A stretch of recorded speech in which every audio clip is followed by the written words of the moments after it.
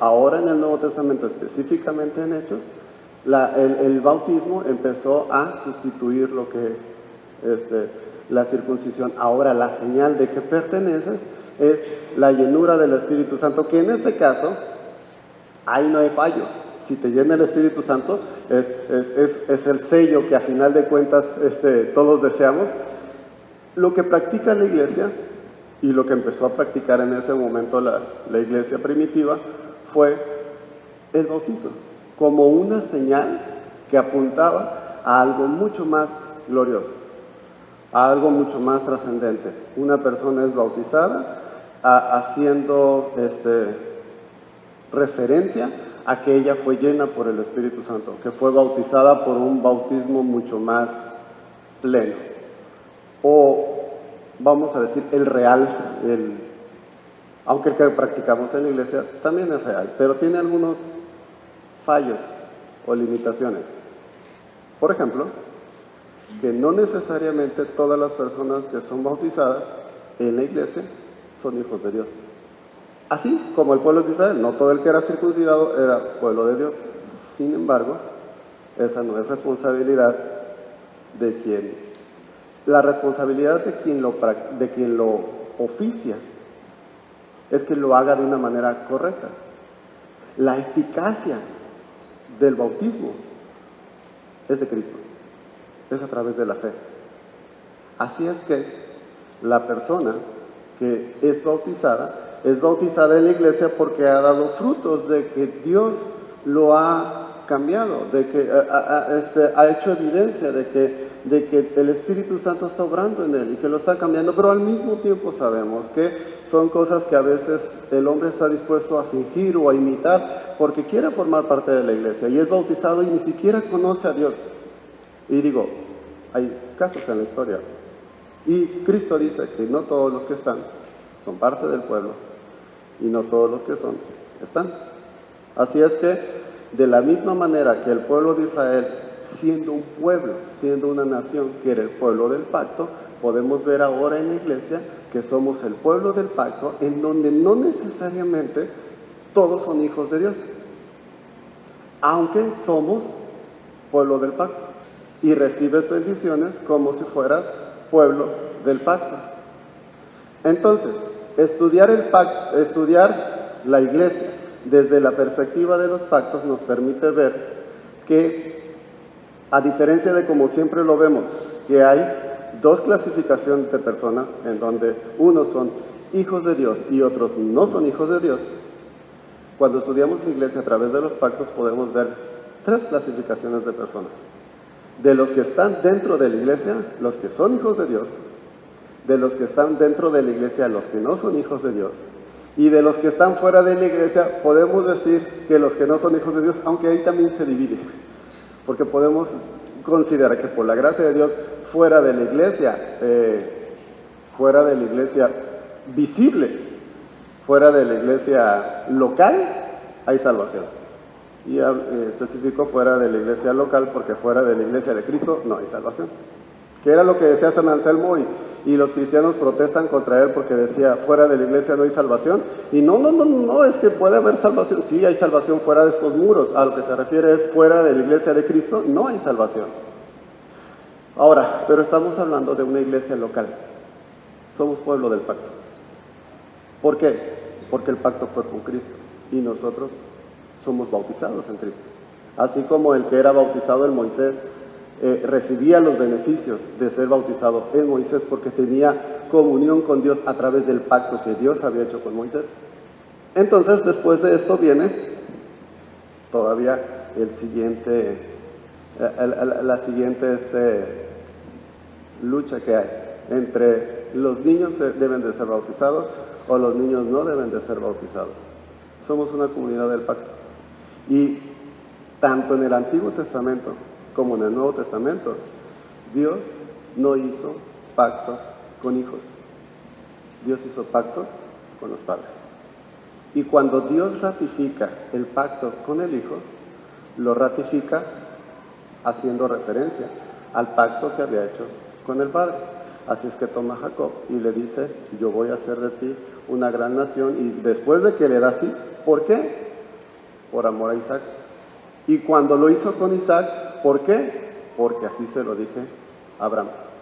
Entonces, Dios no hace pacto con los hijos. Pero en el Antiguo Testamento, los hijos estaban incluidos en el pacto. La circuncisión no era para ver si el hijo estaba de acuerdo o no estaba de acuerdo con el régimen judaizante y si él quería parte de la herencia de la tierra. No. La responsabilidad de la circuncisión era con aquel con quien Dios había hecho el pacto, y eso era el padre. Y el padre tenía la responsabilidad de introducir a su hijo en el pacto. Y le estaba diciendo, entonces, ¿aceptas a Cristo como Señor y Salvador? No había Cristo en ese momento, no había un concepto de un Salvador como Cristo. Entonces, ¿vas a tener una relación creciente con Dios? No, porque no había ese concepto. Lo que el Padre hacía era introducirlo en este pacto que Dios había hecho con Israel como nación, introducía a su hijo al circuncidarlo. Y entonces tenemos un muy buen ejemplo, no son muchos los buenos ejemplos, pero tenemos un muy buen ejemplo. Tenemos a Josué, que a principio de Josué, a final de Deuteronomio dice, pero yo he decidido que yo y mi casa seguiremos a Jehová. Pasa todo el libro de Josué, toda la entrega de la tierra termina de conquistar, empieza Moisés fuera del Jordán, termina Josué dentro del Jordán, reparte la tierra, empieza Jueces, y cuando empieza Jueces empieza con una frase bien padre, dice, y mientras Josué vivió, el pueblo de Israel glorificó a Dios. Y entonces dice, oye, ¿qué carácter de este señor? Porque él agarra y dice un día, mi casa y yo serviremos a Jehová. Espérame, estás decidiendo por tus hijos, pero tus hijos ya están grandes. Y aquí Josué tiene un principio bien padre. Sí, pero es mi casa. Y mi casa y yo serviremos a Jehová. Así es que te agarra un tránsito. Vas manejando, te para y van unos cheleando ahí atrás en tu carro así. No es un carro cantina, pero van cheleando. Te bajan y los vamos a revisar. Lo revisan. Traía cocaína uno de ellos. Y eso es bote para el que traía la cocaína. Pero ¿qué crees? También es bote para el que trae el carro. Pero yo no sabía. Bueno, sí sabía, pero yo no fui. Pero tú traes el carro. ¿Quién es responsable del carro? Tú eres responsable del carro. ¿Quién es responsable de tu casa? Tú eres responsable de tu casa. Y cuando tus hijos se sublevan contra Dios y tú no haces algo al respecto, o por lo menos no haces lo que Dios demanda de ti como padre, ellos son los que están pecando contra Dios. Solamente que me gustaría que consideres que están pecando en tu casa, en donde tú eres aquel por quien Dios debería de regir. Y entonces, ante esta postura, a lo mejor la frase de Josué no estaba tan disparatada. Mi casa y yo serviremos a Jehová porque yo voy a cuidar mi casa. ¿Qué quiere decir? ¿Que yo voy a hacer de mis hijos hijos de Dios? No, tú no puedes hacer eso. Lo que sí puedes hacer es instruir a tus hijos en el camino de Dios. Y ser responsable delante de Dios de que tus hijos entiendan lo concerniente a la salvación, aunque si Dios ha de hacer luego pacto con ellos y ha de salvarlos, en parte por misericordia hacia ti y en parte por gracia hacia ellos, gracias a Dios, si tú cumples con eso y Dios no tiene gracia sobre ellos, no derrama su gracia y tu hijo no es salvo, mira tú delante de Dios, estás libre de culpa. Pero también está la otra cara, en donde no estás libre de culpa, en donde nos podemos atener a la gracia de Dios y que ojalá, y si Dios quiere y tu hijo es salvo, mira, por lo que tú hagas o dejes de hacer, Dios tiene poder para salvar a quien quiera, pero Dios no demanda de ti el hecho de que te quedes confiado esperando a que Dios ha de hacer su voluntad. No, Dios pide de ti. Y es ahí donde podemos encontrar a personas que tienen a sus hijos mucho mejor educados que nosotros y que no conocen a Dios. Y que tienen hijos que pueden ser frenados del mal y que no conocen tanta maldad como los hijos de los cristianos y que no conocen a Dios. Bueno, no quiero decir que ellos estén mal, nosotros estamos mal. Si nosotros que tenemos la verdad, si nosotros que tenemos al Espíritu de Dios obrando en nuestra vida, si nosotros que bautizamos a nuestros hijos cuando vienen a la iglesia, porque el pacto no fue con ellos, sino que nosotros estamos haciendo pacto con Dios para instruir a nuestros hijos y tomando la responsabilidad, por lo menos hasta que ellos empiecen a tomar decisiones maduras, de que ellos conozcan el camino de Dios, tú vas a entregar cuentas delante de Dios. Así es que cuando nosotros practicamos el bautismo de infantes, no lo estamos practicando porque ni le estamos cortando los cuernitos al niño ni la cola, no le estamos abriendo un camino hacia la salvación o dando el primer paso de la salvación. Lo que estamos haciendo cuando se bautiza a un niño es hacer un compromiso como padre de instruirlos en el camino. Y aguas, aquí en este pacto, o en esta señal del pacto, hay dos partes. Hay un padre que está presentando a su hijo ante el pueblo del pacto. Y la otra parte eres tu iglesia. Porque, por alguna razón, en esta iglesia no hay padrinos. Porque no se acostumbra a padrinos. Porque el padrino, la idea así más o menos es que, si hace falta el papá, pues ahí va a estar el padrino que sea a cargo del chamaco. No necesitamos padrino, porque a quien estoy encargando o a quien estoy presentando a mi hijo es a la iglesia. Y lo que yo, en un sentido, debería de estar haciendo es que estoy presentando a mi hijo, porque si yo falto, necesito que este niño forme parte de este pacto con Dios. Este niño es hijo de Dios, no sé, y no es algo que a mí me concierna determinar ni hacer algo al respecto. Lo que me concierne es instruirlo. Y aquí me gustaría que consideraras algo. Hay gente fuera de la iglesia que es hija de Dios, sí, pero hay una parte en su vida, en su relación con Dios, que está truncada, porque hay una parte de su vida que no crece, que tiene que ver con la comunión con su pueblo. Hay algo que pasa cuando su pueblo se reúne y lo adora. Hay algo que no pasa en ninguna otra parte. Cuando el pueblo de Dios se reúne a adorarlo y a cantar alabanzas y a proclamar su grandeza, hay algo que el que no es hijo de Dios y que el que es hijo de Dios va a encontrar aquí que no va a encontrar en ningún otro lugar. Y hay una parte de su vida en la que estos que se reúnen en el nombre de Cristo, dice Cristo, yo voy a estar con ellos. ¿Por qué no dice eso de las personas, el chico solo, el que no quiero iglesia, yo en mi relación con Dios? Porque Dios no vino a salvar a individuos, Dios vino a redimir a un pueblo. Y a ese pueblo le dice, reúnete. Y la semana pasada Manuel estaba diciendo, y aquellos, creo que fue Manuel y creo que fue la semana pasada, que tengan por costumbre no congregarse, invítalos, anímalos. ¿Por qué? Porque la comunión con Dios, con su pueblo, nos permite crecer en nuestra relación con Dios, así como la práctica de los sacramentos. El otro sacramento, hay muchos sacramentos que considera la Iglesia Católica como sacramentos. Nosotros no consideramos que el matrimonio sea un sacramento, nosotros no consideramos que la primera comunión, la confirmación sean sacramentos, la Santa Unción, cuando los óleos, los santos óleos, no son sacramentos. ¿Por qué? Porque a un sacramento lo define que Cristo lo instituye para el funcionamiento o para la bendición de su pueblo. Y el matrimonio no lo instituye Cristo, lo instituye Dios, Padre, en el Antiguo Testamento.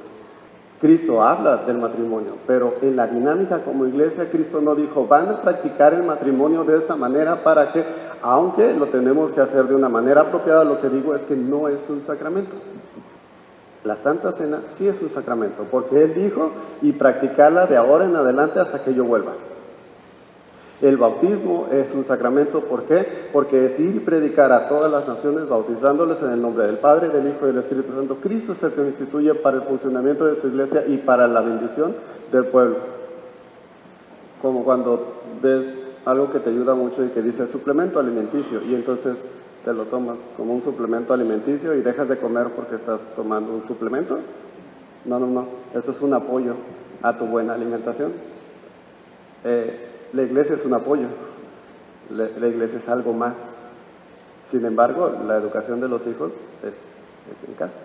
Ahora, falta la otra parte que ya no tenemos tiempo, pero haz de cuenta que lo que vimos ahorita de la señal y todo eso, nada más le ponemos copiar, pegar, aplica para la cena del Señor. O sea, obviamente ya no hablamos acerca de la simbología del cuerpo de Cristo y eso, pero tiene que ver con formar parte del pueblo. Eso se practica como pueblo porque a final de cuentas Cristo lo instituye para que el pueblo goce de ello y crezca en su relación con Dios a través de la práctica correcta de los sacramentos. Ahora, solamente mencionando, para terminar, Corintios, Pablo habla de practicar indignamente la cena del Señor, así como de una manera implícita hay maneras indignas en cómo practicar el bautismo, que es bautizando a alguien que no ha dado testimonio de que Dios está obrando en su vida, es una práctica indigna del bautismo. Bautizar a alguien que no tiene el entendimiento de lo que significa es practicar de una manera indigna, es estar como que regateando el bautismo. Por la cena del Señor, y es padre ver a la iglesia que crezca y cada vez somos más y cada vez más participa de la cena del Señor, pero al mismo tiempo no puedes regular quién participa y quién no participa. Y no sería bueno que tú como que no deberías de participar. Pero esto es un examen de conciencia. O sea, porque a final de cuentas, como mencionamos hace rato, si la persona que está ministrando no hace eficaz el sacramento, si Alejandro anda mal en su relación con Dios, eso no hace que la práctica del sacramento en su pueblo sea indigna. Lo que hace eficaz que el sacramento es la fe y es Cristo. Entonces, pero al mismo tiempo también estamos nosotros como iglesia. Y Pablo dice que aquel que come y bebe indignamente, no dice que aquel que da y que reparte y que distribuye, no, dice que aquel que come indignamente. Y es aquel que no tiene un entendimiento claro de lo que significa la cena del Señor. Eso es una parte. Y parece que no es algo tan malo, pero al ser algo que es de vital importancia para la vida de la iglesia, si lo practicas es porque tienes entendimiento de qué es. Y si no lo sabes, no es algo malo que no practiques, de hecho es algo bueno. Y cuando no practiques porque no entiendes de lo que significa, después de eso, pídele a alguien que te explique. Obviamente me refiero a un líder de la iglesia. Pídele a un líder de la iglesia que te explique qué significa la cena del Señor. O toma unos estudios, o sea, yo creo que hay gente a la que te puedes acercar y te puede ayudar en eso. ¿Qué significa la cena del Señor? ¿Para qué es lo del bautismo? Y entonces ahora, con un entendimiento claro, practica libremente. La invitación no es a que no practiques, la invitación es a que practiques en la medida en como Dios te ha pedido que practiques. La otra parte tiene que ver cuando tú no quieres reconocer que necesitas de Dios. Y cuando estás luchando en un área de tu vida en donde no estás luchando y no se la quieres entregar a Dios. Y cuando Cristo deja de ser relevante en tu toma de decisiones, ahí abstente. ¿Por qué? Porque lo que estamos haciendo, lo estamos haciendo en el nombre de Cristo. Porque lo que estamos haciendo es reconocer que necesitamos nuestro pan diario de Dios. Pero si tú no estás dispuesto a tomar ese pan y considerar lo que es tu sustento de tu vida, porque tú lo que quieres es que algo más llene tu vida que no es Cristo, abstente. Porque estamos tomando y estamos comiendo y bebiendo indignamente. Entonces, bueno, si tiene alguien preguntas, dudas, un quiz para terminar. ¿Qué sustituye el bautismo en el Nuevo Testamento? ¿Qué sustituye al Antiguo Testamento? Hay algo del Antiguo Testamento que queda abrogado, que queda obsoleto porque nosotros practicamos el bautismo. ¿Qué es? Circuncisión. Gracias a Dios, ya no hay necesidad de circuncisión. Que es algo bueno, que es una práctica, que es una cuestión de salud. Está muy bien. Ya no es algo que Dios requiere como señal del pacto. ¿Qué es lo que sustituye? ¿A qué sustituye la Santa Cena? No. ¿A qué sustituye la Santa Cena? Al Antiguo Testamento. ¿Mande? A la Pascua. La Pascua. Ok. La Pascua ya... ¿Por qué no practicamos la Pascua? Porque nosotros no celebramos haber salido de Egipto. Porque eso era bajo el régimen que Dios estableció en un pacto con Moisés. ¿Por qué no circuncidamos a nuestros hijos? Porque esa es la señal de un régimen que Dios había establecido en un pacto con Abraham. ¿Por qué nosotros practicamos ahora? ¿Por qué nosotros no descansamos los domingos, los sábados, y servimos a Dios y venimos al culto los sábados? Porque eso era bajo la ley mosaica. Ahora, en Cristo, en ese nuevo pacto, Cristo ha establecido que es el día domingo, el día del Señor. Cristo toma el día del Señor como su día. Cristo resucita en domingo, Cristo asciende en domingo, desciende el Espíritu Santo en domingo, y hay una dinámica de iglesia primitiva, en la iglesia primitiva, los domingos, porque practicamos la cena del Señor y el bautismo en lugar de los rituales del Antiguo Testamento, porque ahora en Cristo, porque la relación que nosotros tenemos con Dios no la define los antiguos pactos, sino Cristo. Obviamente, el antiguo pacto o los pactos que Dios había estado desarrollando en el Antiguo Testamento, esto es la culminación, esto es la manera en cómo termina de desgranar todo el pacto en una exposición cada vez más grande y más grande del pacto. Pero hay cosas que quedaron obsoletas en el Antiguo Testamento. Entonces, si no tenemos preguntas, vamos a orar. Padre Celestial, te agradecemos porque tu bendición está con nosotros, te agradecemos porque nos permites formar parte de tu pueblo, porque nos permites tener una iglesia en la cual glorificarte, aprender de ti y recibir bendiciones, Señor, por lo que tenemos en los ministerios, porque los niños son instruidos, porque los jóvenes son instruidos. Permítenos, Señor, ver esta tu iglesia como un apoyo en nuestra vida, que podamos nosotros instruir a nuestros hijos, dedicar nuestra vida a ti, y que esta iglesia sea nuestro refugio, nuestra esperanza, nuestro manantial en el desierto. Permítenos tú, Señor, reconocerte como nuestro pan de vida. Permítenos, Señor, reconocer la llenura del Espíritu Santo como aquello que nos da vida cuando estábamos muertos. En el nombre de Cristo Jesús oramos. Amén.